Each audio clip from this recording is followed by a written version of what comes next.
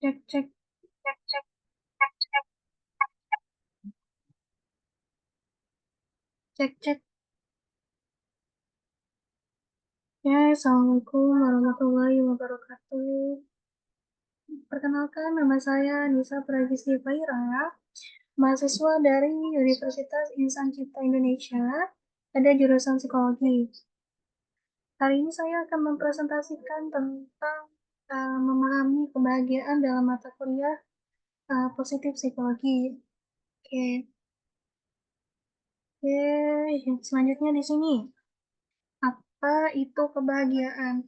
Sederhananya, kehidupan dijalani dalam kebajikan.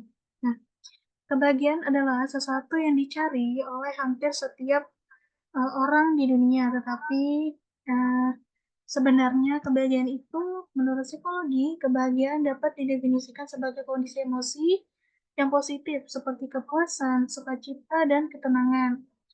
Nah, pentingnya memahami kebahagiaan tidak hanya untuk diri kita sendiri, tetapi juga untuk menciptakan kehidupan yang lebih bermakna dan hubungan sosial yang lebih baik, seperti itu. Oke, selanjutnya di sini tentang teori utama tentang kebahagiaan. Salah satu teori yang membahas kebahagiaan adalah teori PERMA, yang dikembangkan oleh Martin Seligman, seorang psikolog positif terkenal. PERMA merupakan singkatan dari P, positive emotional, yang artinya emosi positif seperti sukacita dan rasa syukur. Yang kedua, itu ada E, engagement atau keterlibatan mendalam dalam aktivitas yang kita nikmati. Yang ketiga ada R, yaitu relationship atau hubungan yang positif dan mendukung. Yang keempat itu ada mind, yaitu menemukan makna dalam kehidupan. Sedangkan yang kelima ada accomplishment, yaitu mencapai tujuan dan merasa bangga atas prestasi. Nah, teori ini memberikan kerangka kerja untuk memahami apa yang membuat seseorang merasa bahagia, seperti itu. Lalu, ada faktor-faktor kebahagiaan. Nah, kebahagiaan dipengaruhi oleh berbagai faktor, baik internal maupun eksternal. Faktor internal mencakup sikap mental seperti rasa syukur, optimisme, dan kesehatan emosional. Sementara itu, faktor eksternal meliputi hubungan sosial yang baik, keadaan ekonomi yang stabil, dan lingkungan hidup yang mendukung. Meskipun faktor eksternal memengaruhi penelitian menunjukkan bahwa faktor internal seperti cara kita memandang hidup memiliki cara kita memandang hidup seperti dampak yang lebih besar terhadap kebahagiaan seperti itu. Ya, lalu di sini cara mencapai kebahagiaan. Nah, di sini ada beberapa cara praktis untuk meningkatkan kebahagiaan dalam kehidupan kita sehari-hari. Gitu. Yang pertama, menjaga hubungan sosial yang positif, seperti meluangkan waktu untuk keluarga atau teman. Gitu. Yang kedua, melakukan meditasi atau praktik mindfulness untuk mengurangi stres. Seperti itu. Yang ketiga, mendekatkan tujuan hidup yang bermakna dan realistis. Gitu. Yang keempat, melatih rasa syukur dengan mencatat hal-hal positif yang terjadi setiap harinya. Nah, dengan konsistensi, langkah-langkah sederhana ini dapat membantu kita menjadi lebih bahagia. Seperti itu. Oke, masuk ke bagian terakhir, kesimpulan. Nah, untuk menyimpulkan, kebahagiaan adalah kondisi emosional yang positif yang dapat dicapai melalui pemahaman teori seperti PERMA, tentang teori kebahagiaan tadi. Terus, faktor internal adalah internal dan eksternal serta praktik kebiasaan yang baik. Mencapai kebahagiaan bukanlah sesuatu yang instan, tetapi proses yang terus-menerus. Dengan memahami konsep ini, kita bisa menjalani hidup yang lebih bermakna. Mungkin itu yang bisa saya sampaikan. Selanjutnya, mungkin saya akan membahas sedikit tentang apa namanya konsep kebahagiaan dalam filosofi bahagia. Gitu. Oke, seperti ini. Uh, Misalkan saya kasih contoh nih, tadi pagi tadi pagi udah sepedaan, terus udah kerja juga. So far so good. Hari ini pulang kerja udah nongkrong, ngopi-ngopi gitu, atau ngeteh gitu, atau main game juga udah gitu. Tapi kenapa hari ini kayak nggak bahagia ya? Kayaknya sering deh perasaan gini tuh muncul gitu. Kayaknya perlu belajar deh untuk tahu bahagia itu apa, karena kita nggak apa nih, nggak gimana ya, gimana kita caranya untuk menyikapi itu bahagia itu seperti apa, seperti itu. Gini, bahagia itu sebenarnya adalah salah satu tujuan hidup utama setiap orang. Setiap orang pasti ingin bahagia. Sebenarnya nggak usah pakai teori-teori apapun sih. Cuman kalau masih perlu teori, misalkan dalam filsafat, khususnya filsafat Islam, nah itu banyak dipengaruhi oleh filsafat Yunani, yaitu para filosof seperti Ibnu Khaldun, yaitu Ibnu Khaldun Al-Farabi. Nah itu beliau mengurai bahwa tujuan di antara yang paling penting dari hidup manusia itu untuk mendapatkan kebahagiaan. Gitu. Gitu juga dengan di dalam Al-Quran. Di dalam Al-Quran, misalkan dalam surah An-Nahl ayat 97. Allah menyebut kehidupan dunia ini antaranya tujuannya adalah kehidupan yang baik. Dan menurut Ibnu Abbas, kehidupan yang baik itu adalah kehidupan yang penuh kebahagiaan. Cuman kebahagiaan itu apa sih? Sama nggak sih dengan gembira? Kayaknya beda. Ini, kalau gembira itu sifatnya temporal dan fluktuatif. Misalnya, saya dapat handphone baru. Nah, saya gembira tuh. Saat saya dapat handphone baru, gembiranya mungkin sejam, 2 jam, atau sehari, 2 hari, atau mentok deh, seminggu. Terus, 2 minggu setelah itu, kebahagiaan saya sirna, temporal, dan juga bersifat fluktuatif. Pertama dapat beberapa menit, 100% nih, beberapa bahagia mulai masuk jam kedua, udah sisa 70%. Terus hari kedua, udah sisa 50%. Nah, beberapa dari udah sisanya anggaplah 10%. Dan akhirnya ya udah biasa aja dengan handphone yang baru itu. Kayak handphone saya deh dulu pas awal-awal beli. Jangankan nih jatuh jatuh ya, naruhnya aja atau di tempat yang kotor misalkan itu, saking bahagianya tuh nggak mau, saking bahagia itu posesif gitu sama handphone baru gitu, untuk menjaga handphone handphone saya. Tapi itu semuanya tuh bukan bahagia, itu gembira. Dan gembira itu nggak mesti dengan hal-hal yang positif. Bisa jadi nih, misal saya gembira karena sudah menyakiti orang lain, yang menurut menurut saya orang itu pantas disakitin karena pernah nyakitin saya, karena saya kesel aja gitu sama sifatnya atau sikapnya dan lain sebagainya. Nah, gembira itu bisa jadi bersifat material gitu. Ya karena saya dapat HP, karena project saya sukses nih, saya menang atau goal dan lain sebagainya. Tapi kalau bahagia itu nggak fluktuatif, tapi stabil. Kalau bahagia, kalau dalam bahasa Al-Qur'annya gini, uh, menyebutkan bahwa tumak ninah selalu berada dalam kedamaian, ketenangan, dan juga nggak menutup-tutup diagramnya, stabil gitu. Dan nggak bersifat material, karena material itu bisa menjadi pemicu kebahagiaan, tapi bukan itu utamanya. Dia hanya memicu bahkan pada akhirnya kebahagiaan itu tidak berada di luar diri kita, tetapi berada di dalam diri kita. Karena itu sebabnya di antara fitrah manusia adalah bahagia. Makanya kebahagiaan itu sebenarnya bukan dicari atau diburu, apalagi di luar sana, tapi digali dari dalam diri kita.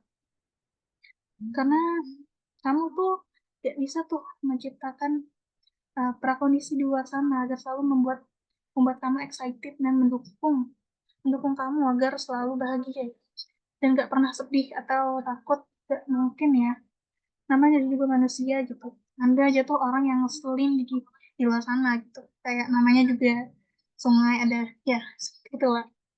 Jadi kita tuh gak bisa tuh menggantungkan kebahagiaan kita di luar sana, termasuk juga menjadikan standar kebahagiaan kamu dari orang lain. Misalkan nih, oh, orang itu bahagia karena istrinya cantik. Kalau gitu, aku akan bahagia kalau dapat istri yang cantik nih. Nah, belum tentu. Misalkan lagi, orang itu bahagia karena kerjaannya sukses. Berarti gue harus sukses nih, biar bahagia, nggak juga gitu. Karena setiap manusia itu diciptakan dengan keunikannya eh, tersendiri gitu. Sidik jari kita lah, sekembar-kembarnya kita nggak ada tuh sidik jarinya yang sama gitu. Cuman tahap bahagiaan itu pada akhirnya adalah tentang bagaimana lu melihat, menilai dan menyikapi sesuatu karena itu kebahagiaan. Itu soal kedaulatan dari kita tuh ada hubungannya dengan sesuatu di luar sana, di luar diri kita, baik itu orang lain, benda lain ataupun apapun di luar sana gitu.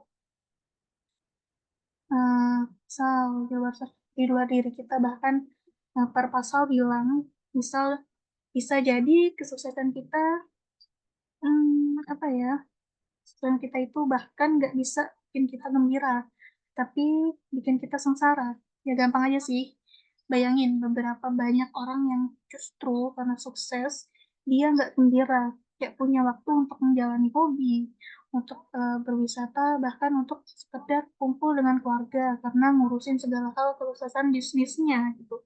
Nggak pernah dia kenal yang sebelumnya nih, nggak pernah dia kenal, akhirnya dunia itu menjebak dia dalam kesengsaraan. Begitu juga ketidaksuksesan peluang untuk menderitanya juga ada itu misalkan. Karena nggak sukses, akhirnya ngeluh terus, frustasi dan melakukan hal-hal yang bodoh, hal-hal haram gitu. Misalkan mencuri misalkan. Kemudian mengkonsumsi obat-obatan terlarang dan lain sebagainya. Jadi bahagia itu benar-benar tidak tergantung dengan selain diri kita, baik itu orang ataupun benda. Tapi soal bagaimana kita mengkondisikan pikiran dan hati kita, paling tidak itu ya saya pernah baca nih dari seorang psikolog yang namanya Victor. Dia ngasih contoh gini, ada orang tua nih, ada orang tua datang ke dia, sedih banget katanya, karena istrinya meninggal. Padahal ia Padahal ia sangat menyayangi istrinya dan keduanya udah hidup bersama puluhan tahun. Kemudian kata Victor gini, bukankah kamu bisa berpikir bahwa kamu beruntung dan seharusnya bahagia karena istri kamu meninggal duluan? Karena kalau kamu yang meninggal duluan, bukankah kayak istri kamu akan menderita tanpa kehadiran kamu dalam hidupnya? Terus kata dia gini, oh iya ya, dan seketika tuh dia jadi bahagia. Padahal kata Victor, aku nggak ngelakuin apapun gitu dengan dirinya, kan ngasih duit, nggak ada yang berubah juga kan sama kondisi apa namanya istrinya yang tetap meninggal, semuanya masih akan aja, tetap aja gitu, nggak ada yang berubah. Yang berubah justru adalah pola pandangannya, dan pola rasanya terhadap realita yang dia hadapi. Nah, karena itu bahagia itu murni soal bagaimana kita melihat, menilai, dan menyikapi sesuatu. Kan kecelakaan misalnya. Bisa nggak kita bahagia dengan kecelakaan? Bisa, kalau kita melihat kecelakaan sebagai bentuk teguran dari Tuhan kepada kita atas kesalahan yang kita lakukan dan tidak pernah kita sadari aspek negatifnya, dan kemudian membuat kita menilai bahwa kecelakaan itu adalah starting point untuk kita berubah dan akhirnya membuat eh, kita bersikap untuk memulai perubahan menjadi pribadi yang lebih baik begitu. Terus eh, sebagai terus ini misalkan lagi ada persepsi dan rasa yang salah sehingga kita lalai dan sombong. Nah, itu justru akan menjadi bencana. Nggak usah nunggu bencana deh. Ya, akhirat di dunia juga udah jadi bencana. Atau orang sombong pasti ya paling tidak lah ya toh tongkrongannya dikit. Orang sombong tuh karena dianggap asik sama tongkrongan gitu.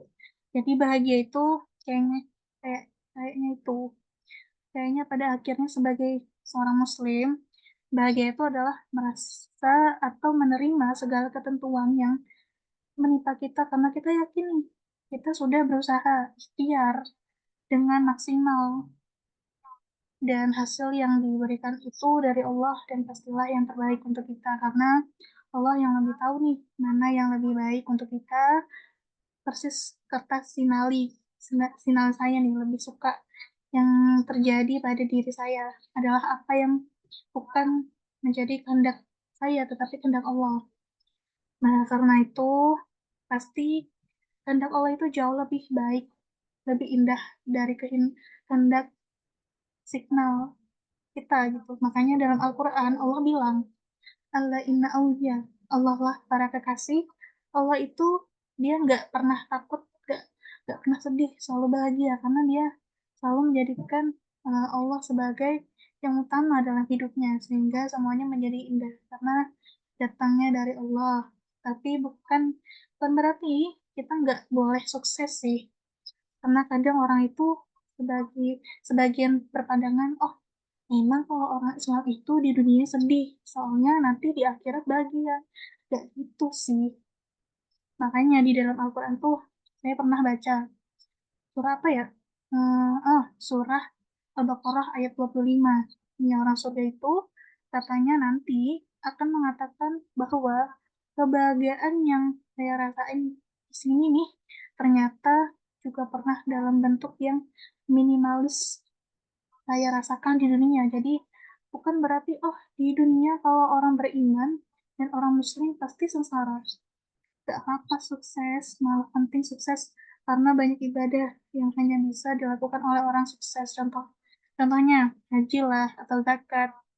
Nabi Sulaiman juga sukses, Sayyidina Khadijah juga sukses, Abdurrahman bin Auf juga sukses. Yang penting itu suhu di tengah kesuksesan itu dengan jangan sampai kesuksesan material kita sampai mempengaruhi pikiran dan hati kita gitu sehingga sombong. Tapi biarkan tetap di tangan dan digunakan untuk hal-hal yang sifatnya abadi, bukan hanya dunia. Terus tidur, terus saya nggak masuk surga lah karena overthinking, ya tidur kemalaman subuh jam setengah 7 gitu.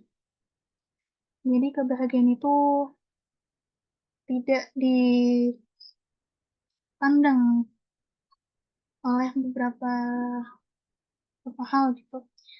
Terus di dalam Al-Quran kan juga disebutkan bahwa em, maknanya dalam Al-Quran disebut wahai jiwa-jiwa yang tenang kan, bukan wahai jiwa-jiwa yang bahagia. Karena pada dasarnya puncak pencapaian manusia bukanlah kebahagiaan, melainkan jiwa yang tenang seperti itu. Mungkin itu saja eh, materi yang bisa saya sampaikan hari ini. Semoga bermanfaat. Saya akhiri wabillahi taufiq wal hidayah. Assalamualaikum warahmatullahi wabarakatuh.